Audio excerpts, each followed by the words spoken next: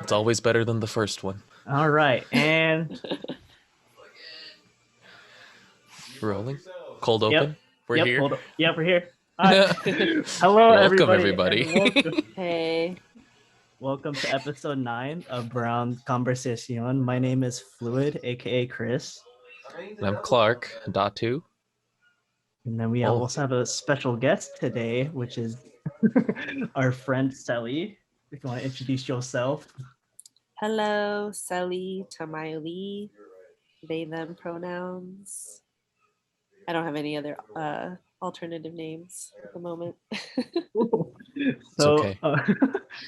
So the topic for like this episode would be just like, what does organizing look like? And Celi, I met Celi through one of orgs that I'm volunteering with called SF San Francisco Rising, and they're one of the organizing directors at that org. Everything happening, and so many people being more invested in like the political environment, social media. People really don't know what organizing is on like a in the current COVID world and everything. So I feel like it's really important to like ask Celi about their experiences because they also have experiences organizing before COVID.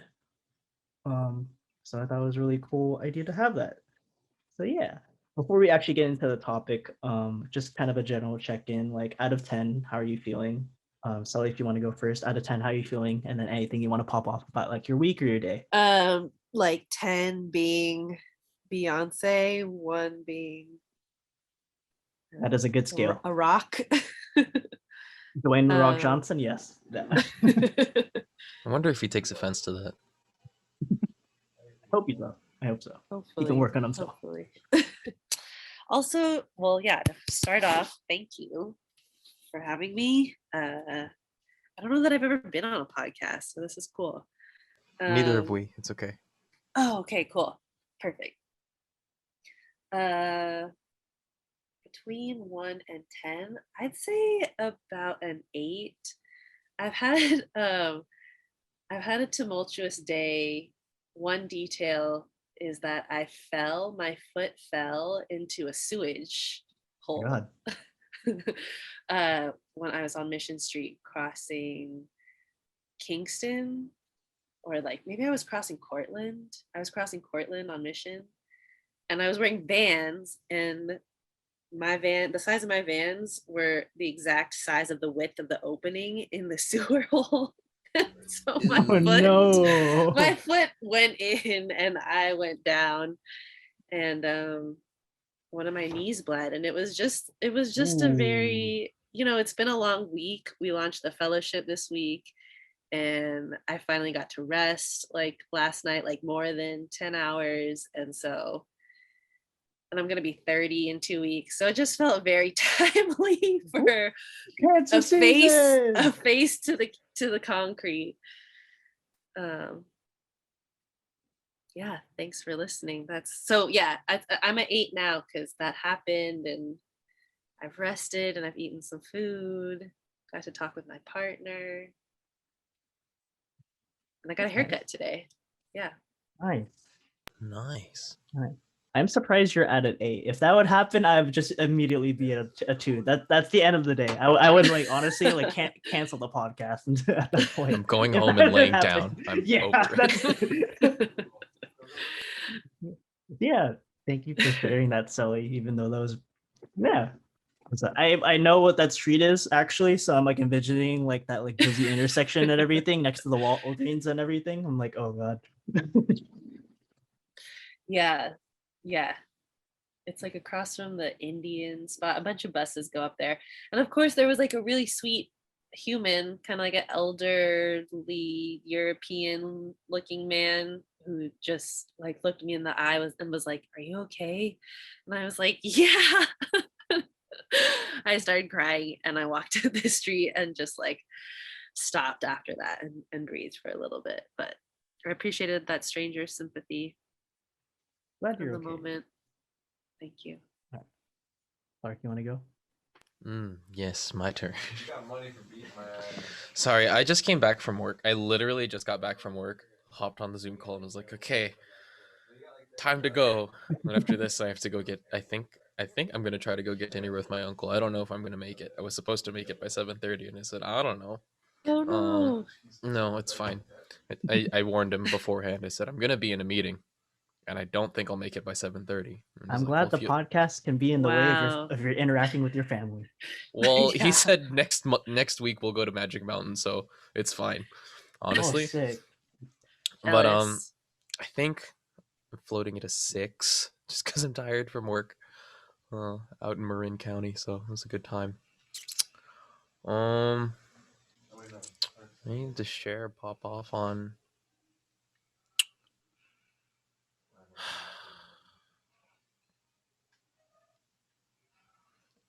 Just need a new job. That's all. That's all I want to say. I'm gonna leave it at that. 6 out of 10. Chris, it's your turn. We will leave Datu's resume in the description. All right. Yes, my LinkedIn profile will be attached everywhere. Thank you. Out of 10, I wish I could hire you. With. What's that? Did I hear work? Shouldn't just say those things. I'm like, damn. I'm feeling. I had just a shitty weekend. During the week and everything, I started the fellowship with SF Rising, but that was like pretty nice. Be honest. Yeah. We met Jesse Jackson today, which is really fucking random, but really cool. That was cool. I did not expect that either for myself. He shook Clark and I's hand. I was like, oh my god. Yeah, he looked me dead in the eye, shook my hand, kept walking to the stage, and was like, I don't know what just happened, but I think that was important. I love having these photos with no context. So here I am with Reverend Jesse Jackson. Oh, okay. Yeah. Yeah, out of 10, I think I'm feeling like a 5, 4, 6, around that range and everything. Just because like the weekend was just really busy and everything. I had to just do more extra work than what is asked of me, and I was just really burnt out of people. So I was just really angry last night, and then I had to open again this morning, and then I calmed down in the morning and everything. Call my dad to wish him a happy Father's Day. After that, he said, "Why?" I'm like, "What do you mean why?" That's how my family is anyway. So I'm kind of okay. Yeah. Everybody, when the mask mandate was like lifted, everybody who came in the store who didn't have a mask on had chapped lips. That's all I'm gonna say. Triggering. Yeah. The chapped lips. Yeah. Not the masks. No, I'm just kidding. The masks, actually. Honestly. Oh my god, speaking of masks. Yeah. Going Welcome off to of an that, open California. Oh god. Going off of that, anything y'all want to talk about in like community highlights throughout the past week that you want to kind of shout out that's happening in the community unrelated to the podcast? That was that for me. It was just like the drop in like the mask mandate was kind of I don't know. Definitely fueled by a lot of lobbyists and not by actual people's needs. All right. That's just me. Yeah, today I was in Manila Oriental Market on mission, and the one white guy was just the one person not wearing a mask throughout the whole like time I was there. And I was like, ooh, this just doesn't feel right. It just doesn't look right. Come on. Tell me why I haven't seen a single brown face without a mask on. True. We all know what's up. It's like, I ain't messing around. He said I could hide my face. I'm gonna keep it hidden. It's fine.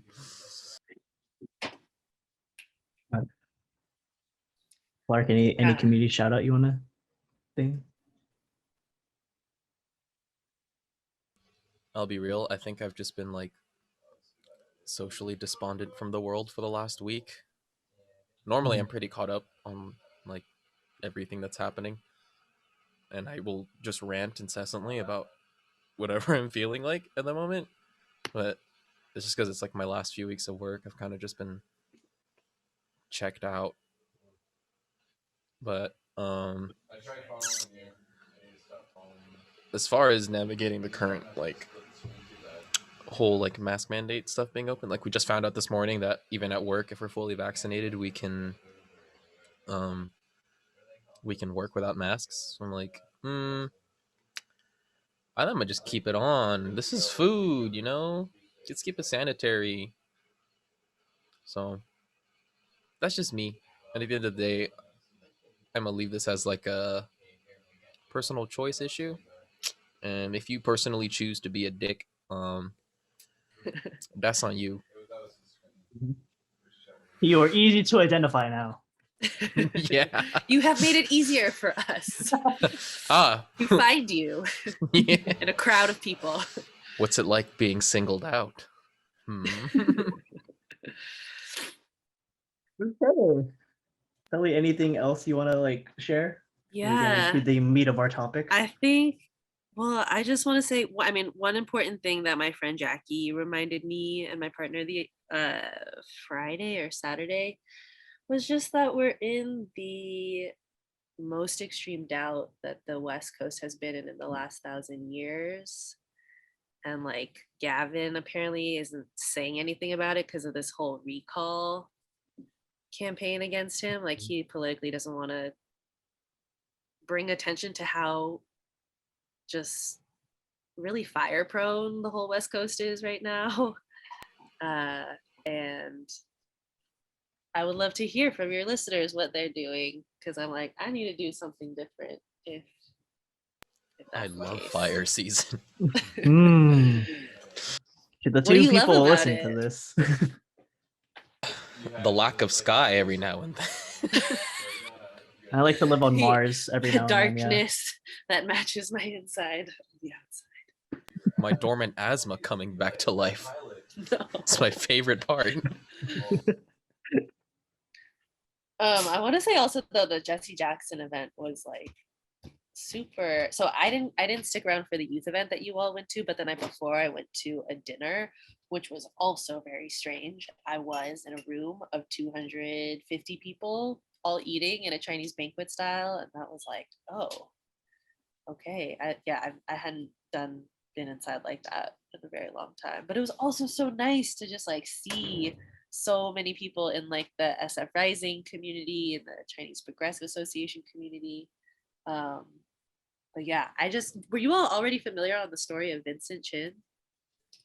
I was. I don't know if you were, Clark.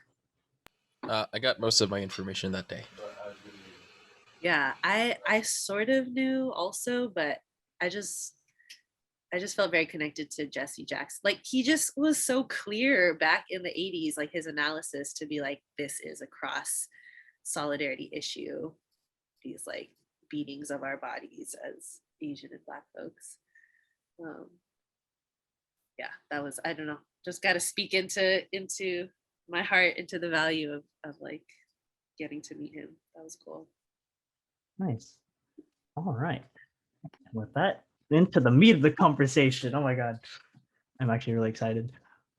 So like a couple questions we're just gonna ask you throughout voice crack. We're just gonna ask you, Celi, throughout the conversation. I guess the first question is just like, how were you first exposed to political work? I'm also going to retype this in the chat for you as well. Oh, thanks. So I was exposed to political work definitely through my parents. Um, they met through organizing in like the 80s. They both grew up in the Bay Area. My mom grew up in Palo Alto. My dad grew up in San Francisco. And yeah, so they just like brought me to meetings and brought me to like events. And yeah, I think that I like really found more of my own political identity in like high school and college. But yeah, I have parents with big personalities.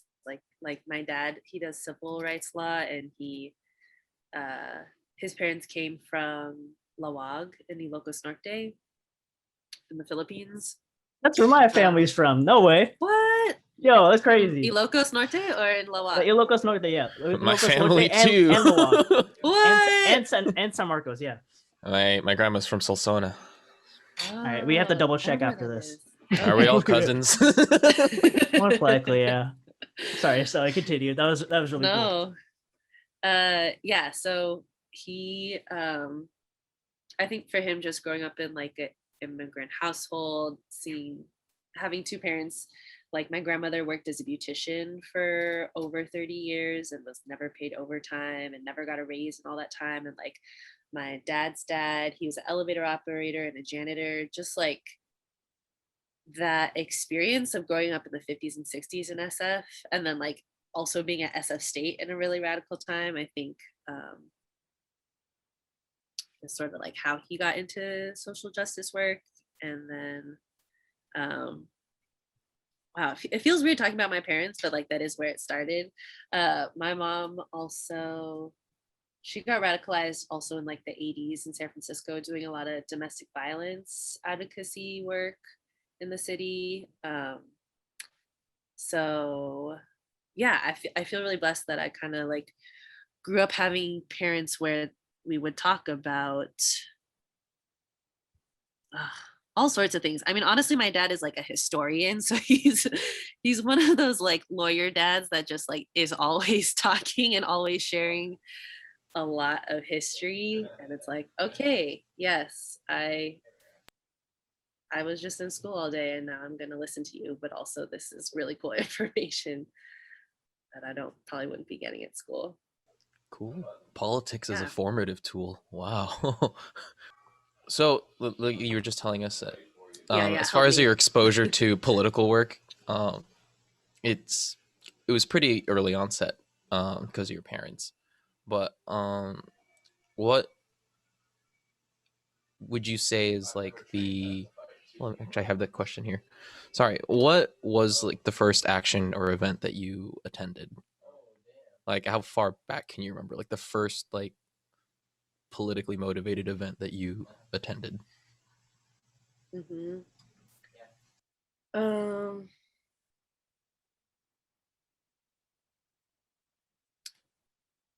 I let's see. I remember going to like an anti-Iraq war protest with my parents. That was probably when I was like in middle school. I remember we had just never really like gone on an outing. Mm, yeah, I just remember rolling through with like other families, which was pretty cool. Like uh their yeah, a bunch of their friends and their kids came. Um what else? First action event I attended. Um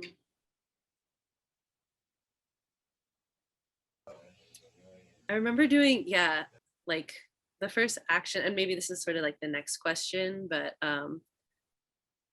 one of like the first really dope actions I was a part of was like a 17-mile march in college, um, on behalf of these farm workers in the Skagit Valley who were getting people to boycott their employers, the Sakuma Berry farm, which was actually Japanese owned and supplied a bunch of their berries to Driscoll berries, which like Driscoll you see everywhere. Yeah. They kind of dominate the space, and they were paying their workers like 30 cents a pound for strawberries and making them start working at like 4 a.m. and working till 4 p.m. without breaks. And so these workers organized among themselves and called themselves Familias por Justicia, Families for Justice. And then they organized this march all the way from Mount Vernon down to um, Bellingham, Washington, which is like, yeah, 17 miles. And I had never walked that far in my entire life in a Me single either. It's day. okay. It is possible. Yeah, so we were like rallying it at all the towns along the way, and people joined us. Or we like had planned to meet with people at each place and hear from speakers. And yeah, those folks are still fighting for for better worker rights. But that was powerful.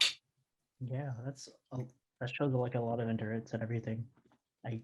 I did track and cross country, and I can't imagine just like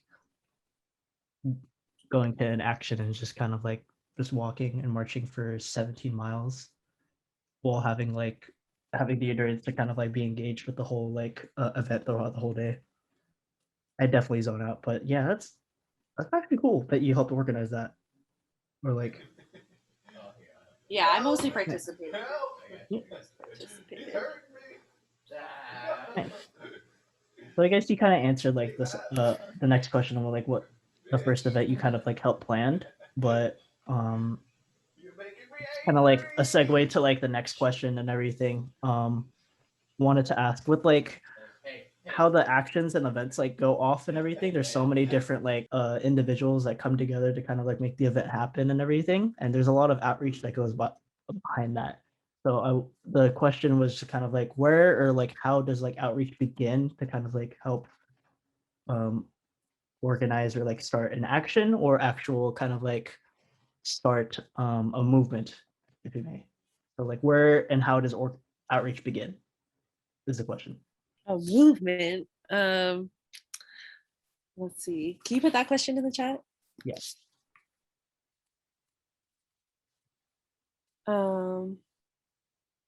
So where and how does outreach begin?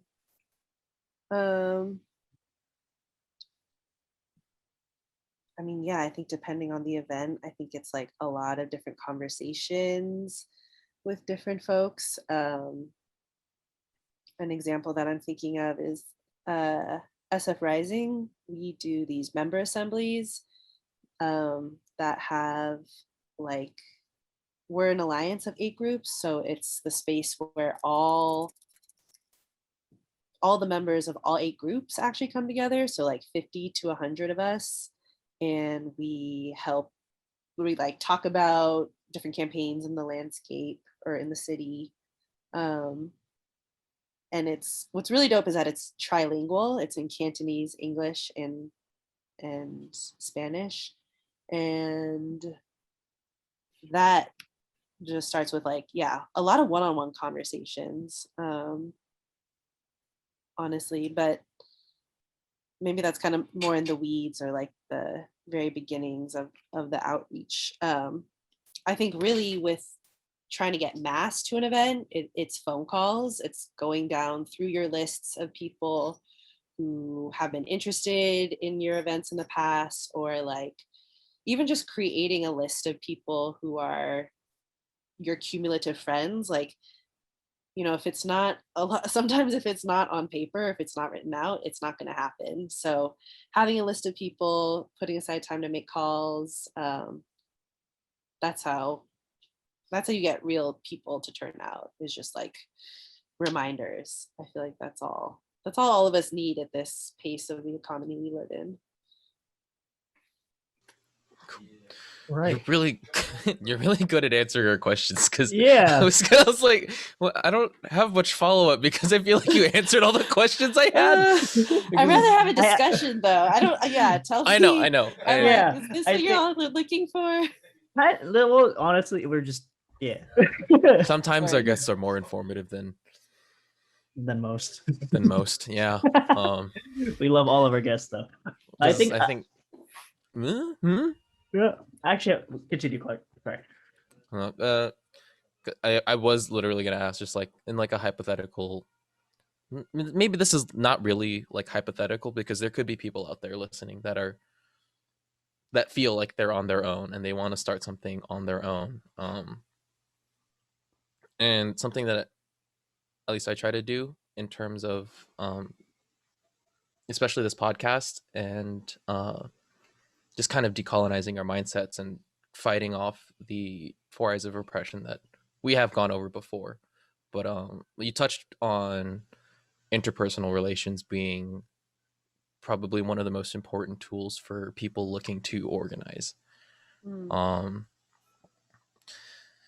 don't know where I'm going with this, but it's pretty much what I wanted to touch on.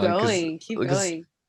Because like you said, like say say like a high school senior, but there's something I'm incredibly passionate about, but oh god. You got it. Mm-hmm. I have it there. I swear Mm-hmm. to the question is Mm-hmm. right there. Um Is it like, like where do you begin, or like how do you start the pretty interpersonal piece to pretty get it much, started? it's like, does it really go as far as like, let me just try talking to my parents, or like how would somebody start that conversation? um Yeah, I think I also had like a similar follow-up question to that, is Yeah, kind yeah, of like yeah. how do you start conversations and organizing and talking to people from different generations? At least for me and most of like our listeners and everything, we also come from like immigrant families. So our parents are basically don't really match up a lot with the political views that we try to kind of like discover like as growing up. So it's kind of hard to have these conversations with like older folks. Right. So how do you, yeah, where does that begin with that kind of like like interpersonal interactions with different like folks of different ages? Yeah. Well, yeah. Um, I think one thing I'm just feeling right now is like I'm not an expert on these things, but I guess I have part of my maturation has been like, okay, actually I do know some things and I need to share what I know. But what Clark was also getting to was like, I appreciated like the cusp of, yeah, how does one start something, um and what is the importance of being able to relate to each other people in doing that, like, um yeah, I feel like that's one thing that I think about in terms of organizing is like being able to talk to the public, or being able to talk to anybody about your issue or your thing that you're passionate about. So it's like, yeah, an idea just can't live in our minds, or in perfection, and so we have to be able to talk to people about. We have to try it on. We have to like throw it against the wall and see what other people think, to actually see if it can be real. Um, so that's kind of what I'm thinking about with that question. But yeah, the question of how to organize, talk to folks from different generations. Um, or just different demographics in general. Mhm. mm-hmm. Well, I feel like, yeah. I mean, I'd say if it's a community that you're not from, it's always good to do research and try and talk to folks who are from there. Like, we're kind of doing that with SF Rising. All the fellows are going to be making calls into the Bayview, and I have some folks coming on Monday who grew up there, who are going to share more of the history and what it was like, what the neighborhood is like through their eyes. Um, but talking to people of different generations, yeah, practice just doing it and debriefing and failing a lot of times. I Yeah, I don't know. For me, I feel like what has aided me in talking to different demographics is just like a curiosity, a openness, a like, part of it is also just always knowing that people are going through shit, and being like, someone acting weirdly to me is not necessarily me. Um,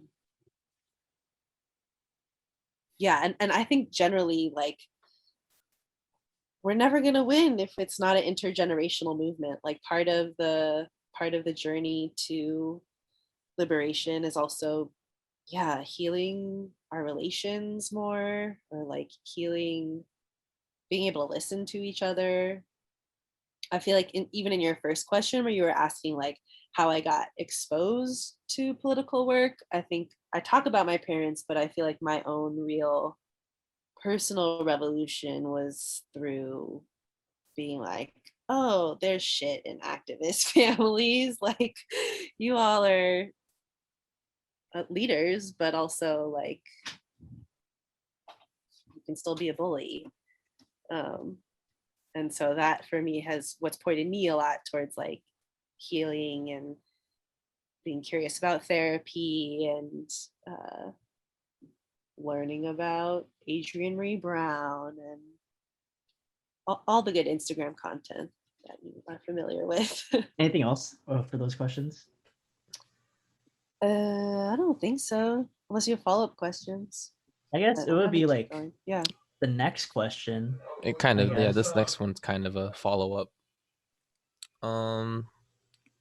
So what have you found to be, so it's kind of a two-parter. What would you consider to be like common obstacles to organizing, or what are some more like unique obstacles that you've run into in your time organizing and planning?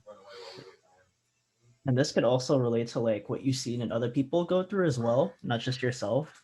And like how you mentioned like a little bit how like there's some people who are bullies, and like, and the bullies are kind of just like people that have to work on a lot of their shit, but the work they do is actually really good and everything. So if you want to pop off on that too in this question as well.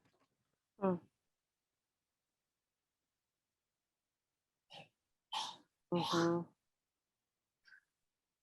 Hmm.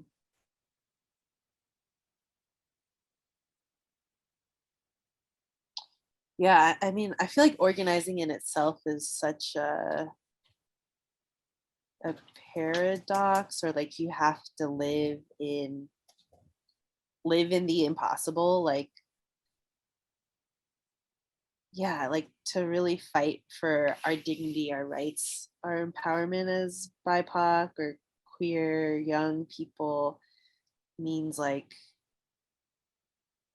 trying to fight a society, or like trying to, it means we have to donate our time to work on that. Like we're never gonna be paid fully to fight for what we need, and so that's already really fucking hard.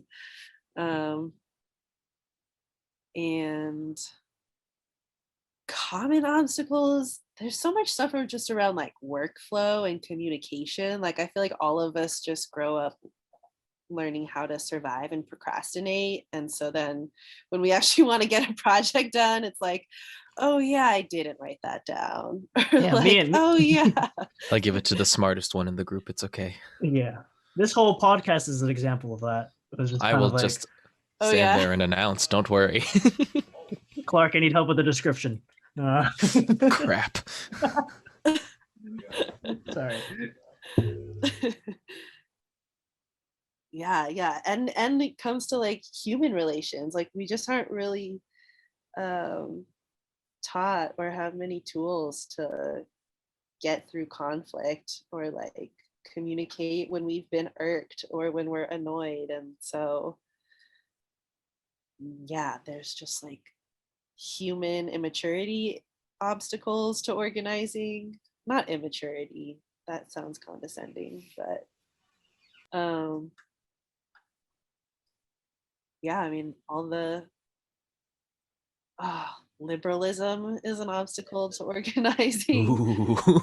Just like, yeah, I want to talk more about that with people. Feel free. If you want to, yeah, right now you can go like, off. yeah, if you want to define that for like people and everything, yeah, please pop off. Yeah, it's so hard. I think about it all the time because, like, to me, liberalism is kind of like a quiet yes in a given social situation when it's not really needed. And it's hard because I also feel like part of creating healing spaces is being tender and gentle and nurturing. And so, how do you do that while also just being like fucking real when, or like not saying what everyone else is saying in the room? Like, that's really important all the time.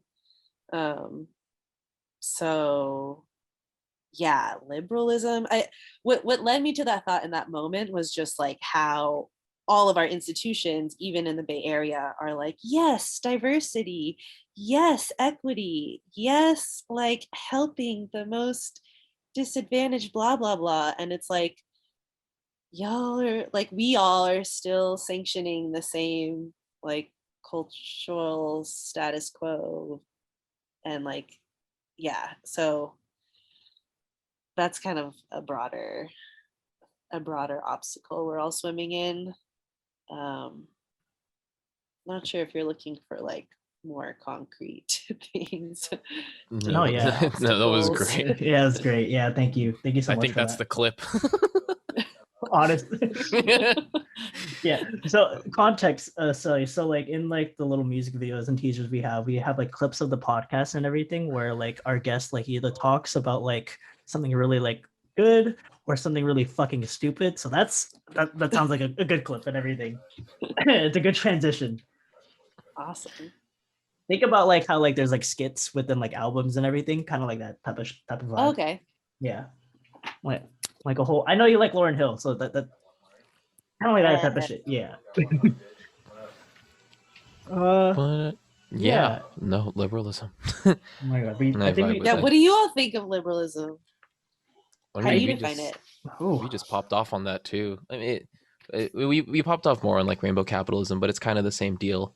The mhm. idea of waving the flag to say Oh, that I've people are never heard of represented. that. Uh-huh.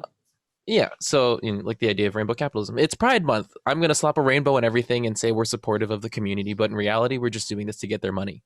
And it's only Right. confined to that support in that own month of June. It's Right. never Mhm. said about anything again. While like they're like queer employees or trans employees also don't like get like Are literally equitable yeah, benefits or anything and are literally killed like on people's property and homeless. everything. Yeah. So aren't even like properly registered in states, at least in the US and everything. And this is also international as well. And I think with like liberalism and like rainbow capitalism is a good example how like it kind of turns people's off in terms of kind of like progressive change because the first instance of kind of progressive change or at least a queer image is from a company that doesn't mean anything to like I guess like the masses. So when the masses see that they're like what the fuck is the point of this and everything. So it's just kind of a lot of pandering and so it kind of like turns people off and kind of like discovering more information that is out there. So yeah, I just don't like it how like people can't people are so indecisive with like liberalism and only kind of like say yes as like in terms of kind of strategy for their own political game instead of like Right. Liberal gaslighting is still gaslighting. yeah, definitely You know, call it like it is. Yeah. it's and it just sucks when like people try to like when companies especially try to use it as a guise for activism when it's just capitalism through and through. Yeah. It's like even if they say, "Oh, we're donating part of this, this, and this," only for this month, only because they have the optics to do so for this particular month, and then they'll never do it again for the rest of the year, or they'll never talk about it. You know, Yeah, Right. It's the materialism. right? Like, And definitely. yeah. it's just so that they can get the attention to boost profitability at the end of the day. I mean, it's whether or not you believe that those companies are doing it for like the good of the community, and even if the impact is positive, at the end of the day, they're taking home a check that they're probably not giving to the community that they said they supported. Right. Yeah. I think when people when people ask me, it's just like, oh, it's or tell me like, oh, it's Pride Weekend today. I literally just like gross. Like, ain't no pride parade that ever like stopped a murder of a trans or queer person. Like, I guess like in like the beginning and everything, like the whole purpose and history of like Pride to kind of like honor the Stonewall riots and even like the riots in like the Compa cafeterias here in SF, and also just like Yes. doing that. But it's now it's just a whole block party now, and that's just an excuse for to slap what we just talked about. And so I get that's a like I guess your example of kind of like liberalism at its finest is just rainbow capitalism. So Uh-huh. yeah. What Yeah. were we talking about before this again? Sorry. But yeah, it's just Obstacles oh to our organizing. yeah, I think like when like more businesses like that kind of like have this whole like mentality of liberalism can like affect more not like progressive change but kind of like retroactive change more than actual organizing is kind of like what I see is like an obstacle that kind of like actual community organizing has to overcome, is to kind of like create more political power for the community, which is why I like what SF Rising is doing, is like um, encouraging the growth of political power within the masses, or at least the like marginalized communities within the city. Yeah. Yeah. We just went on a big ass tangent. I went on a big ass tangent. Look at me, Clark. Ooh, it's your turn. Yeah, usually it's I just said usually twice. Usually it's Clark that goes on big tangents every episode, but I Oh, guess it's okay. me. Man, I think it's just because I'm tired. Normally, I'm very talkative. Um, I mean, kind of on topic with what we were talking about. As like the organizing director, I don't know if you run into this problem with particularly the people that are part of SF Rising. Um, but how do you get around like performative activists, people who may show up but just for the Instagram post, just to say that they were there and say that they did something? Um, do you see those people's actions and presence as a negative, or more like even if they're not doing anything, uh, they still at the end of the day spread some sort of awareness, you know? Yeah. Yeah. Sometimes I feel like I want there to be less judgment of like performative politics. Like it's obviously, yeah, I think it comes from a place of wanting to encourage people to be more integral with their actions. But I think for a lot of people, like all they can do is just repost something in the beginning of their politicization. And like, I think it takes, I've been learning this about like repetition in the human brain, but it takes like 300 times to become for something to feel like familiar or easy, and it takes 3,000 times for that thing to be embodied. And so um yeah, as someone in an organization, it's like there's I think overall it's positive that people are reposting things or maybe just coming to an action for the first time. And like, I don't know, all we can really do is like continue to scream and yell loudly for what we see as justice, and then create avenues for people to join in, and hope that maybe that one day is the day that they're going to really take action. um so I don't know, that's some compassion on the one-on-one level, but yes, generally I think there is a feeling that more people could be really,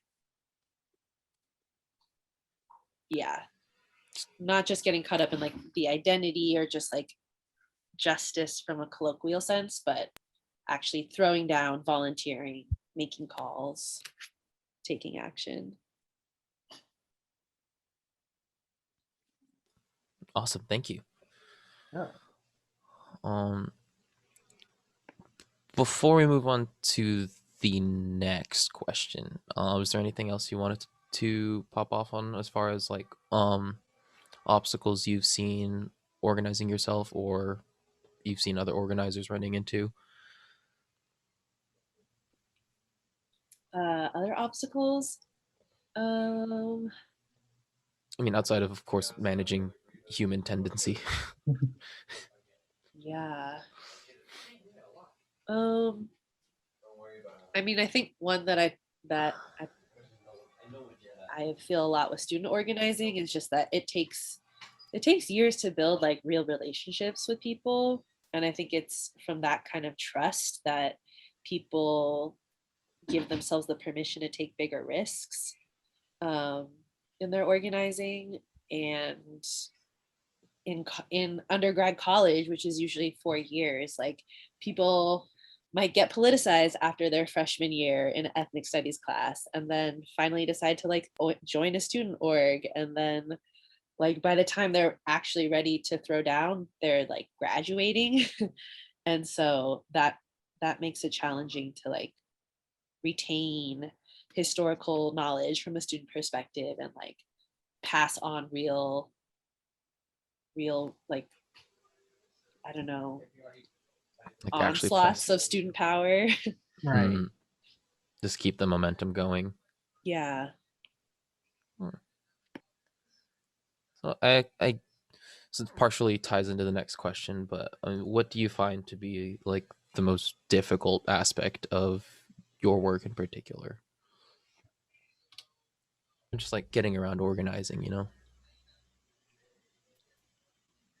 Yeah. Uh,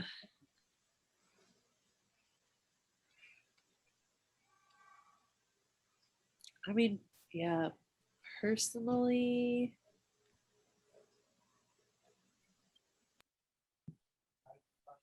I don't know.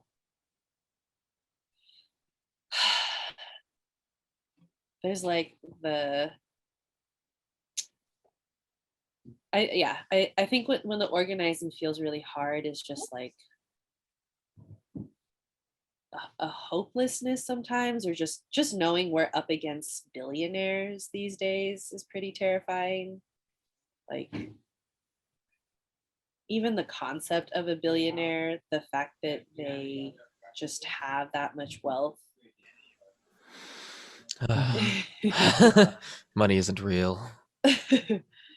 Yeah. Um yeah, I don't know. Just like knowing that I think I've been feeling it a lot with the Chesa Boudin recall. He's the SF district Oh yeah. attorney who's being Mhm. recalled by both Mm-hmm. a faction of Republicans and then also a faction of like moderate Democrats who I think are closer or more deeply in bed or in boardrooms with like the CEOs, the liberal CEOs of Silicon Valley. Um, Mm. so yeah, they've got a stronghold on the narrative, um, in terms of like just narratives that are fear based around public safety and drug use. I mean, really chemical dependence in the city. Um, so I don't know. It feels like a very heady answer. Like, but the most difficult part is just like trying to come up with strategies out of like, I don't know. Yeah, there's just no one has like found the way to organize, and so having to like think about different strategies that will work for that very specific time, place, and condition is difficult. Mm-hmm. Yeah. I guess it. I feel that frustration a lot because I feel like tied into kind of like what we were talking about earlier, how like it takes so much effort to kind of organize like the power that we have, kind of go up against like that's just the machine or just kind of like the powers that be and everything, and realizing how much powers that the powers that be kind of control how much control they have over us and how much effort it takes to kind of like make a dent, and how much little effort from their end it takes to kind of like set us back so much work. Yeah, yeah, because Prop 22. Oh my exactly. god. Oh my Prop god. 22, Prop 16, Prop 15. 15. Like this whole election just reminded me that this state is really wealthy and conservative. I think it also taught me like with especially just looking at like the props, like the margins and everything, how much like people aren't as connected politically as we thought we would, at least in kind of like a progressive, I guess I call myself a liberal, but like in like a liberal side in a Mhm. sense, because you think like I guess with the snowflake, I love using the word snowflake because like it's a like a conservative word, but it's so fucking funny. But like like a snowflakey kind of like state and everything, and even in like the city, how like there's like voters who kind of like vote very like heavily conservatively and everything. and how like the percentage of voters who aren't voting or are being suppressed by a lot of voter suppression laws, and just kind of like how like the voting is set up, especially during COVID, like really showed like how disconnected we are in terms of kind of like a political unity. Mm-hmm. Yeah. Yeah. And it's like, I also feel like because of our economy that like everyone's just so depressed and anxious. Like, It's really hard for people to just be Honestly, politically yeah. engaged yeah, because they have their own lives to deal with yeah, Yeah. I because of think the shitty politics running our country. Oh no. I think with the whole singularity that was the month of June 2020 was a realization how the political like the 40-hour work week was in the way of a lot of people's political radicalization and activism. mm, And so when like most of the country was exposed to kind of like having benefits, not being able to work and everything, we began to notice and realize a lot of stuff that wasn't really right in the first place. And so now we see a lot of like that realization happening now with a lot of workers unionizing or striking or kind of like quitting their jobs and everything because they're tired of not of like working for somebody that doesn't give us the actual like right, benefits or wait like proper living wages and stuff. right, So right. I think That right to leisure time. yeah, I like how you like mentioned how political activism, even though like that the main is performative activism was still like a lot of people kind of like give them a lot of shit, but it actually still helped um in certain ways and everything because that you and Clark mentioned that it still contributes and brings awareness to at least something that we're doing rather than like standing there like idly by saying nothing. Yeah. Yeah. I mean, I feel like if we are to win, whatever that looks like, we need more on ramps. We need way more on ramps to the movement. Driving analogies. Oh no. I should definitely make that infographic. So there's like a whole like thing that me inside joke me and Clark have. So since like my name's Fluid, I do a bunch of water analogies, and since Clark likes a bunch of Oh. cars, they do a bunch of driving analogies. So this is really funny that you're doing it just unprompted. This is There how are probably on ramps in the ocean of some kind. probably. I actually don't know how to swim, so I have no idea. Oh. Converging currents. I would call that a non-ramp, yeah. But what were we talking about? God. Yeah. I think just like the most difficult aspect, just kind of like fighting the powers that be and kind of creating the collective power is just really Yeah. hard. I Yeah. guess yeah. Anything you want to say before we move on to the question? This is very like Sorry. pumpy. This is, Don't yeah. apologize. This is just how we are. Uh yeah. What was I gonna say? I'm sorry, you go first if there's anything else you want to add. Oh, me? Yes. Sorry. No, no, no. Don't apologize. I think we're doing that thing where it's like we're getting to know each other and we're trying to like have this other content conversation. Um, but This is how we yeah, do. Okay, totally. then since we were talking about it and just how generally stressful the political environment can be, um I skipped the question that we had in order, but I want to go into Yeah. this one and I want to know how you manage the stress of the political environment, being so engaged with it all the time. I'm sure you're aware of how quickly draining, like I just said at the beginning of this podcast, how detached I was from Uh-huh. just reading the news because it absolutely does drain me, right? But Yeah, how do you, being more or less constantly exposed to this political environment, just kind of get around the stress? And this is like on a personal scale, you know? yeah, yeah. I really appreciate you all having this question. Um, I'm figuring it out all the time. Uh, yeah. It comes in waves, you know. It's like, okay, this week I'm gonna be good about making some food, or like this week is going to be about getting to nature twice. I think I feel really grateful that I like have coworkers or I guess work or organize in an organization that does think about and talk about care and like gives, like, I'm so grateful to have sick leave and benefits, and like all that fucking shit should not be tied to an employee situation, but Mm.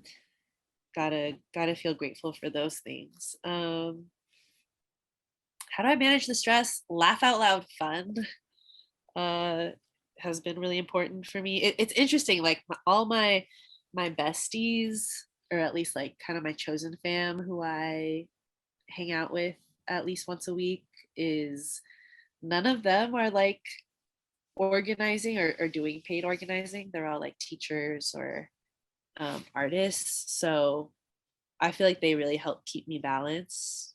Oh, shout out May, Ling, Sophia, Sasha. Yeah, I think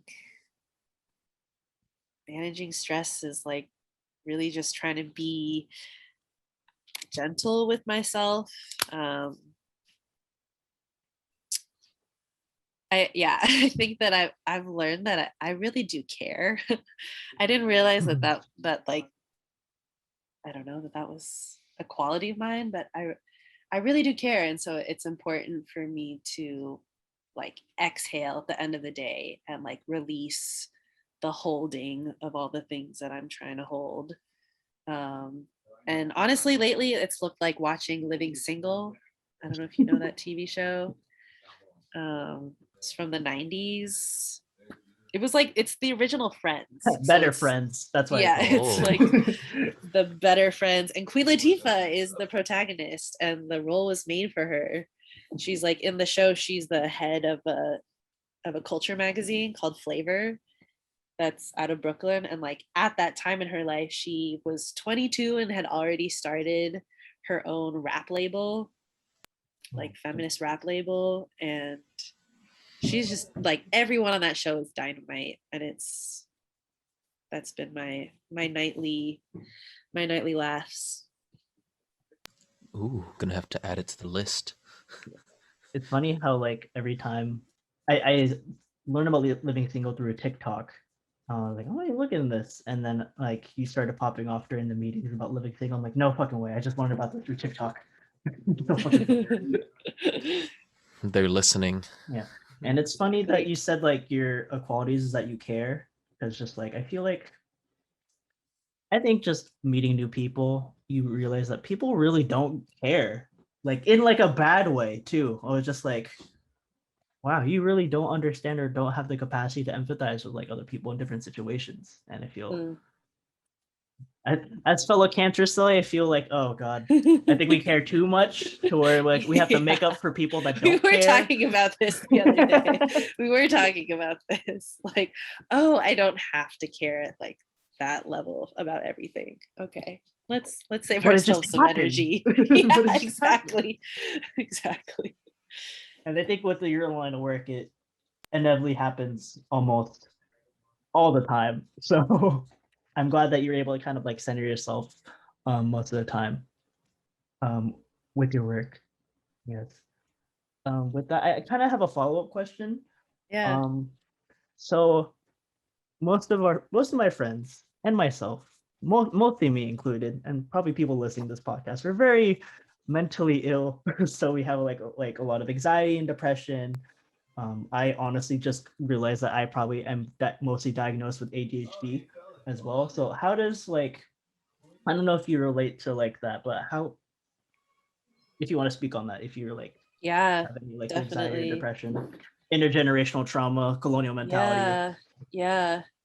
I mean, I think it's so important that we all like just actually talk about it more explicitly. Like, yeah, everyone I know is depressed and anxious, and Wait, like, I don't know why I laughed. I'm so sorry. I know it's easy to laugh, but it's also like it's I want that to just be more of like the starting place rather than pretending that like there's something wrong with each of us or something wrong with me, or that I'm alone suffering. It's just like our economy does not want us to rest and be creative and yeah, have time to breathe. Like I feel like one of the kind of meditation things I picked up along the way is instead of thinking about like I grew up with the notion of don't just sit there, do something. And the meditation flip is don't just do something, sit there. And I'm gonna write that down. Hold on. yeah, I feel like living with mental unwellness is it's like why aren't we taught about how to do maintenance on that? Like that's what a care economy would look like to me. But yeah, I think it's a big knowing that it's something that I've gone through is important, I think, in my work, especially working with students and like especially I guess organizing in a type of way where we're also trying to learn from each other, like just making space for talking about anxiety and depression is like keeping us alive, I feel like. Mhm. Yeah, thank you for sharing that. Yeah.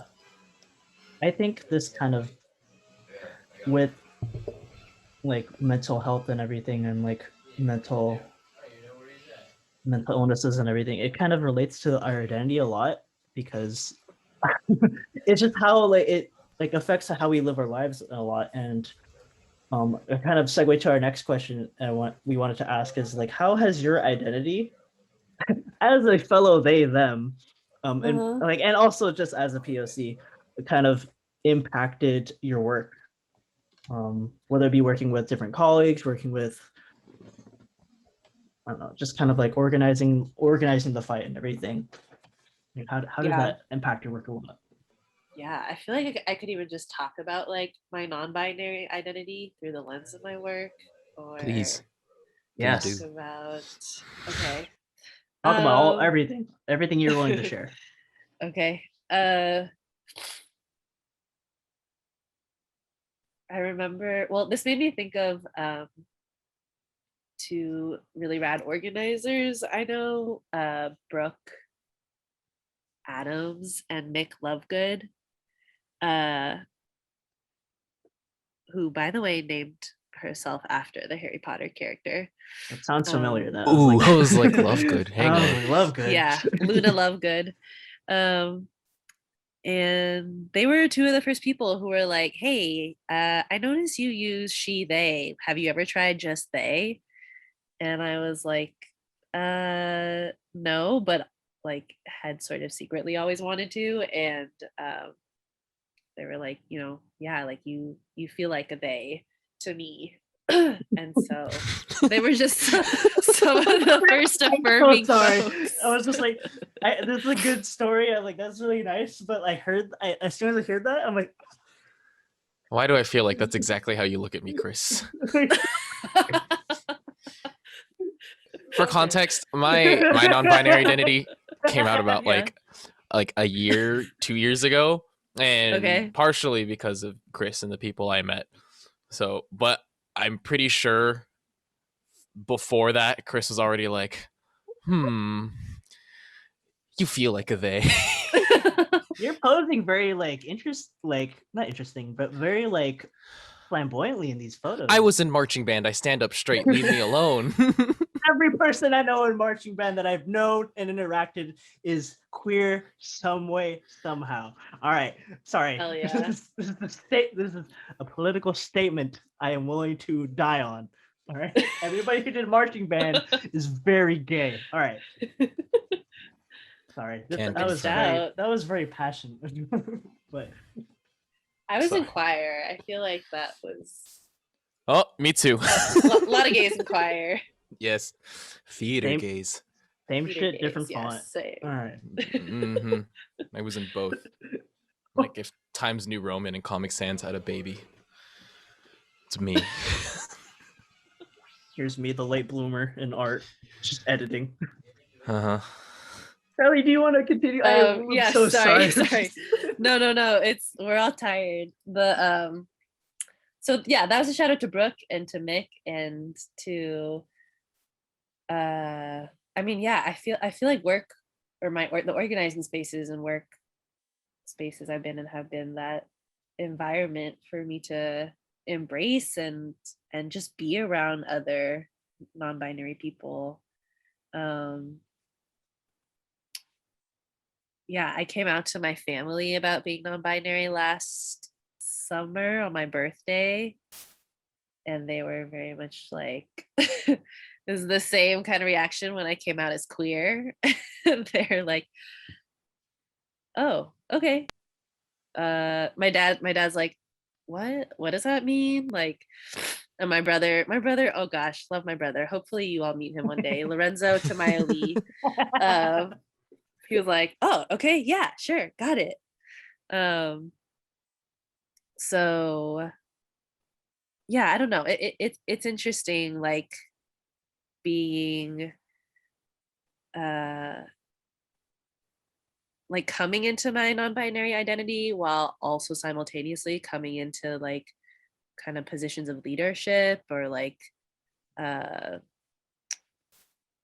like even the other day it was subtle but cute, but we were interviewing someone for a position at SF Rising, and my boss wrote down a question to this person who was cis. I don't want to give away too much information, but they're cis, and the question was like, being a cis person, how do you feel about working in a working environment with women and non-binary and gender non-conforming folks? And I just had never heard her like really, name that about me in such an explicit way. And I like, yeah, I don't know. It's so great just to see more and more of us coming out, really, honestly. Like every fellowship, there are more and more non-binary folks. And Growing. I don't know what else about my identity.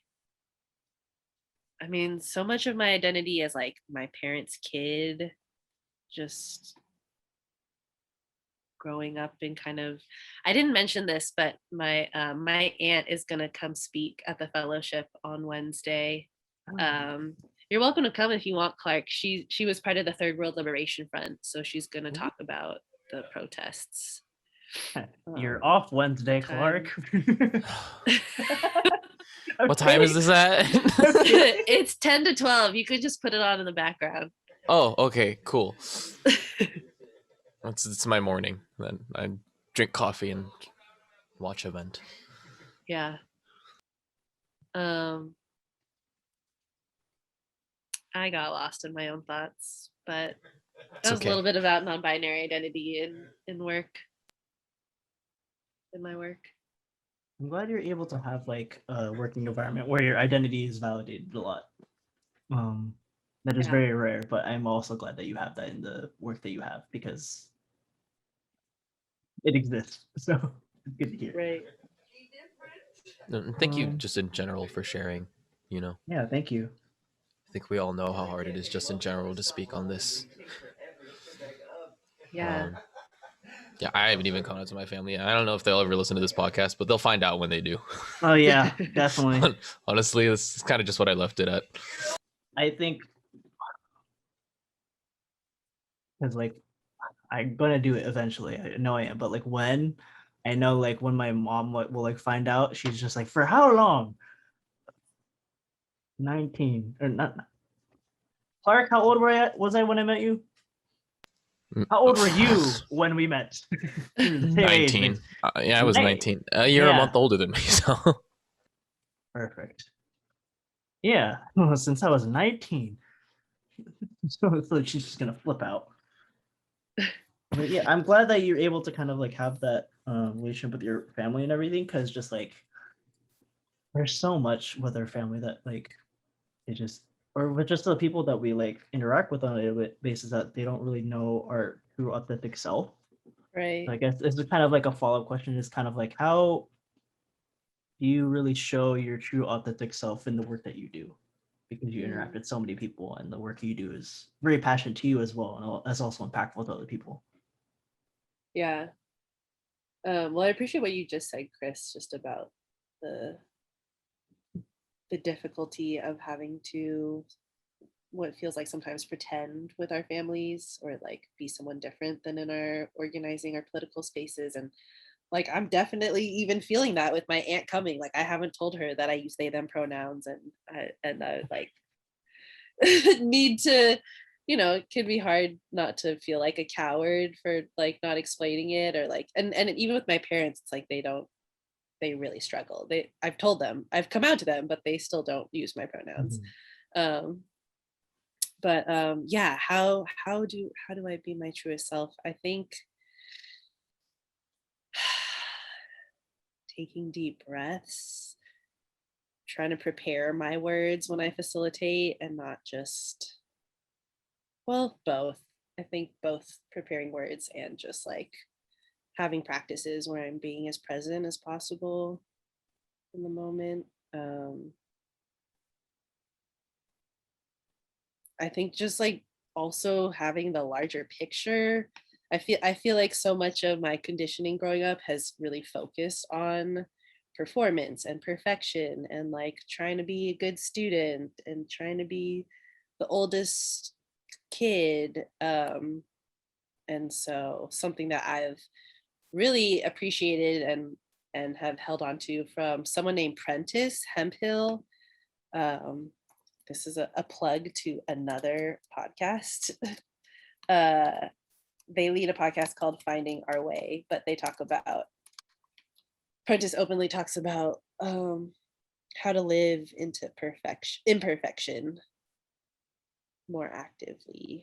And I feel like that's something I've been trying to think about in the work that I do, like be ambitious and set goals, and also be like this, it's about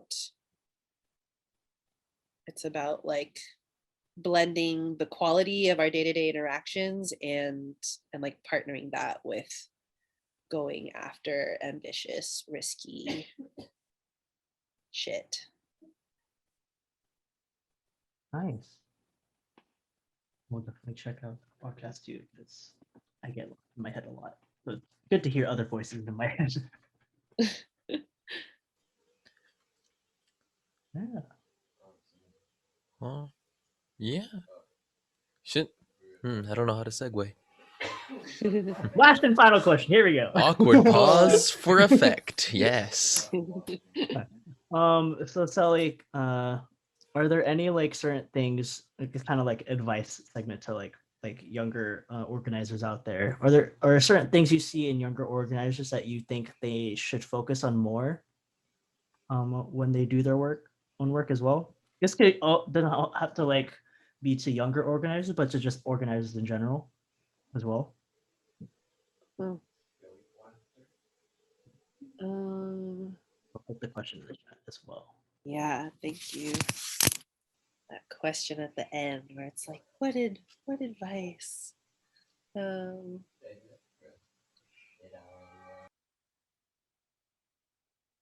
Part of me just wants to be like, check out these other podcasters, or like check out the some tried and true writers. I don't know if you all know Vijay Prashad, but he has a really cool podcast called, it's more like an international news hour, and he has a Marxist perspective, Marxist worker perspective.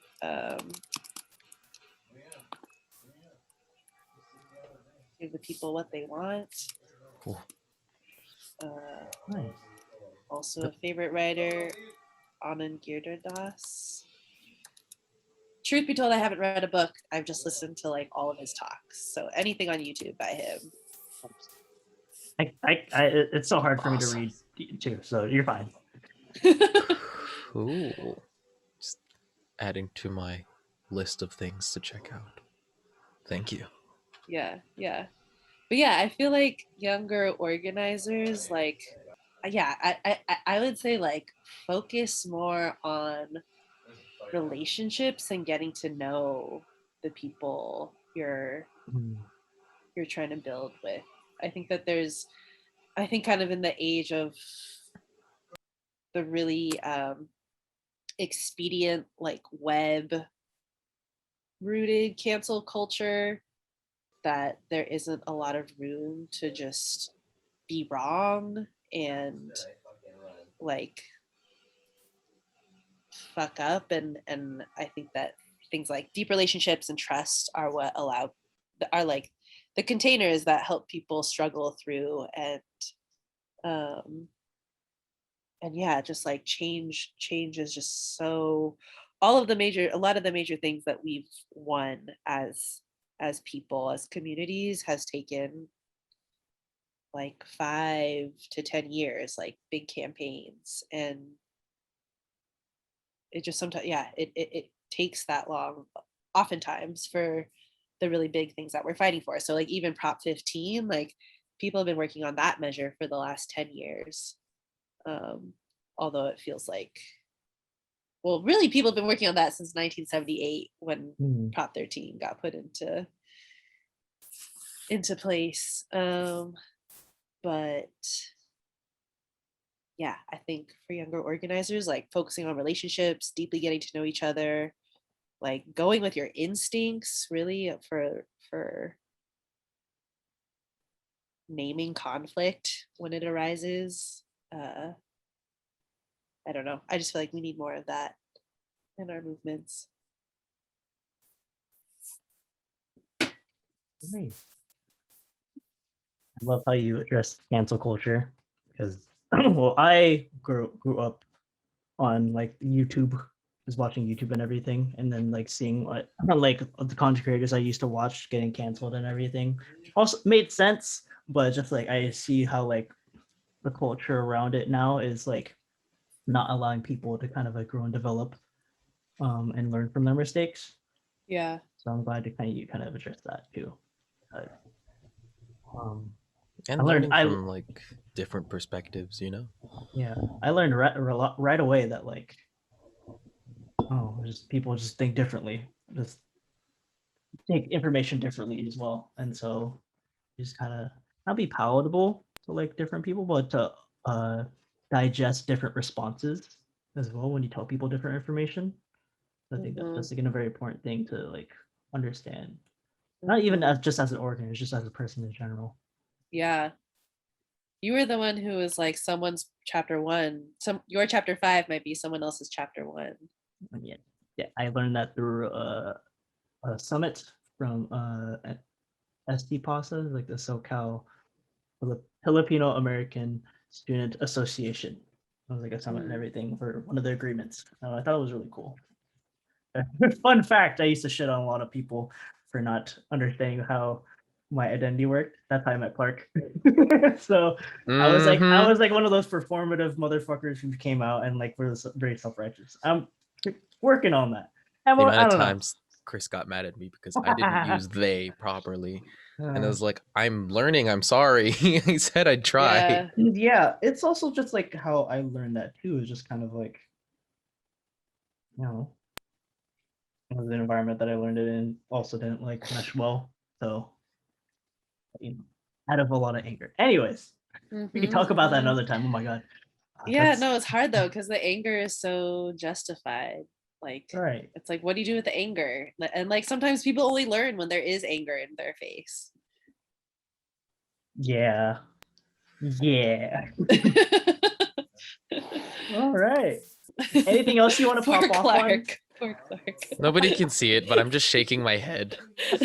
And you know what? I was legitimately trying very hard, okay? It just got annoying because you kept getting mad every time, but I was like, I know what's Mm, wrong, okay? I Mhm. know I correct myself before you say anything, mm, okay? That was a lot of. That was in a very hurt place. Oh my god. mm. Mm-hmm. I'm sorry. No, this is good. I shouldn't talk. I should. Lord knows the space I was in when you found me. Oh My hair Lord. used to be long. Let's just say that. I'm so glad this is gonna be in the actual edit. Oh my god. Okay. Anyways, No. Sally, any last things you want to like say on that last question? I don't think so. Lit. Yeah. All right. Well, woo! we're done. We're done. Wow, that took. um. Thank you for enduring us for this long. I'm very Yeah. surprised that you. It's. Yeah, no, thanks for having me. Sorry. Yeah. So before we end off, any just general advice you want to give to like our listeners, or just to us, or just anything in general? Could be any quote, any whatever saying. It doesn't have to relate to the topic as well. Wow. And if you Oh, can't think of anything, me and Clark can go too. I'm gonna leave something. I don't know. Um, nothing's coming to mind. Eat your vegetables, drink your water. Get Oh, water. Shit. your Oh, hydrate or yeah. dihydrate. Crap. Where's my water? I don't Check have in any on your with me. friends. Make sure they get home. Donate to the Seguriote Land Trust, which is an urban women's indigenous Ohlone organization. AKA, if you are not indigenous to this area, pay your taxes to the indigenous people here. Mm-hmm. Should I put that in the chat? Yeah, I was gonna say, can you drop it Yes. in the chat? Yes, please. It's called the Seguriote Land Trust, and I think it's called the Shu'umi Tax. Ooh, thank you. Nice. Put that in my notes too. Copy. Have you copied Yeah, and everything, Clark, by the way? Yeah. Okay. I would need you to use that later. I was also gonna say, like, all your listeners should come make calls into the Bayview and help us cancel fucking debt of Mm-hmm. millions of working Mm-hmm. people. Mm-hmm. Yeah, I was just about to ask you too. Is there anything you wanted to? So this will come out next Thursday, the 20. Oh, that's soon. Or Cool. The next, like, it'll still come out next week. But are there any future events, actions, anything that's coming up that you want to shout out or share on our platform? it will come out on the 1st of July. I believe. Yes. Oh, Yeah. cool. Mm-hmm. Yeah, I mean, I could like send you all some stuff, but yeah, we have like a sign up link for people to join our phone banks. So those are Monday through Wednesday, 1 to 3:30 over Zoom. We train you how to make phone calls. It's a lot of fun. We help take care of you. And then there is an action. Oh, well, this will be passed, but tomorrow there's a action against Amazon. Amazon's trying to build a warehouse in the middle of the city. Yes. When are they not always trying to Oh my build a God. warehouse? Oh my god. In the city. Oh my God. Oh, I saw that. Wait, that's happening. That's where Somewhere like in the around Bernal and yeah, it's like Potrero. in the middle of this. It's like Yeah. mm, That's yeah, Patri- Oh my God. Oh my. Ew, that's ugly. Yeah. I don't see the HOA up in arms about this. What the hell? What's the HOA? A homeowners association. Homeowners, I think that's more of Oh, like I a see. suburb city kind of problem, Okay, but okay. Yeah. But still. yeah, normally that's what keeps buildings like that from showing up. But at least in like suburbia cities, like where I'm from. Right. But also on the flip side, the same associations are very detrimental to community diversity. So it's Right. Those are the Yeah. NIMBYs. mm-hmm. I will just say, like, I mean, this is not an event, but just like I imagine you have a lot of listeners who are also students, and I just want to encourage people to. I just feel like there's such an opportunity to like consciously come back to campus on in the fall. Like, just things should Oh. not come back to normal, and we need to define what the new normal is. And like, yeah, I just think that people are going to be healing, or like people are going to be I don't know. I just think the administration is going to do some fuck shit around like increasing tuition, or like they still think that students will just do whatever they want. And so how do we come back with better relations and like having a more accessible campus, like to people who are differently abled, but also like around healthcare, wellness, and obviously tuition. Um, so that's just a thing. It's just like, I don't know. I just don't want to like gradually come back to campus life as a student organizer, and I'm sure students don't either. And like, let's be mindful. Mm-hmm. Yeah. Oh God. God, I'm not excited for school. I am, but I'm not. Episode 5. Fuck academics. Okay. Clark, any good advice you want to give? um, the job market is really prime right now, y'all. I know that unemployment benefits might be nice, but that also means there's an extreme shortage in the workforce, which means, uh, as a worker or somebody just in general, if you're looking for work, you have more power now than you ever did, um, to start demanding a wage that you can actually live with. Um, with unemployment rates pretty much matching the amount of jobs that are available right now, um, it's really hard for uh, employers on a large and small scale to basically afford employees, because we're basically a hot commodity at this point.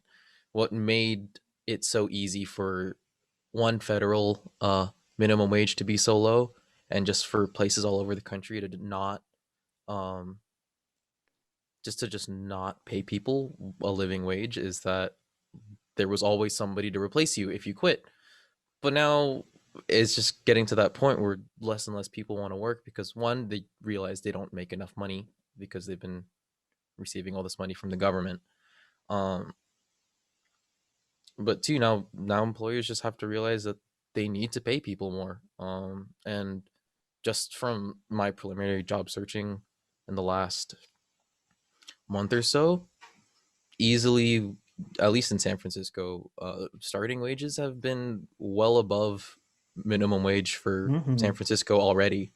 And that's a trend that I've noticed, not just here, but also like in my hometown, which is way more conservative leaning. But you know, there are places that are desperate for work, and if you have the capacity to and are looking for a decent wage, don't be afraid to fight for one. You might find that a lot of employers are actually more flexible because they need you more than you need them. Amen. Yeah, for the first time in like almost ever, like workers have a lot of leverage to these businesses. It's really It's the sick. workers' time. Oh yeah. A Anyways, Chris, anything else? I think I kind of have like a quote and everything. This is like during my time when I was just like mad at the world, but it still matters. Um, just speaking to like a very like I whenever I'm angry, I speak to a hypothetical like John, which is a heterosexual Anglo-Saxon straight like white man in my head that I try to combat. So this is my response to John. And it's just like You only see the pain. I live through it. For those who are living through that pain, make them understand how it feels. Yeah, that's it. Thank you, thank you. Michael Scott. Michael Scott. Wayne Gretzky. Yeah, thank you so much, Celi, for being on the podcast for episode 9. What does organizing look like? I hope you had a wonderful time. And I'm so did. sorry. It's probably not what you expected. No, Yeah. this was really fun. I appreciated just like getting to know you through your friendship too. That was fun to hang out around. Nice. Thank you for sitting through whatever me and Chris are doing. Which is basically this for the most part.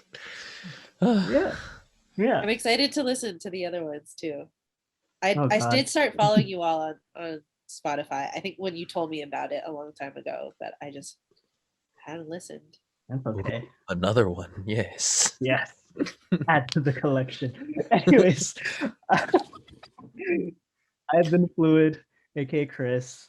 And I've been Datu, Clark. Celi. And you've been listening. Yes. And you've been listening to A Brown Conversation. No, that one's just you. Goodbye. Bye.